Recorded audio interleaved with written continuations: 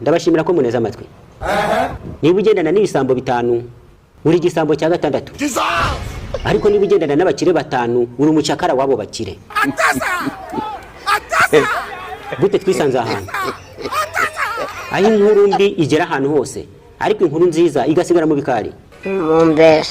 Muri Bibiliya batubwira ko ngo Salomo yari umukire, ariko ubukire bwa Salomo bwasigaye mu mateka.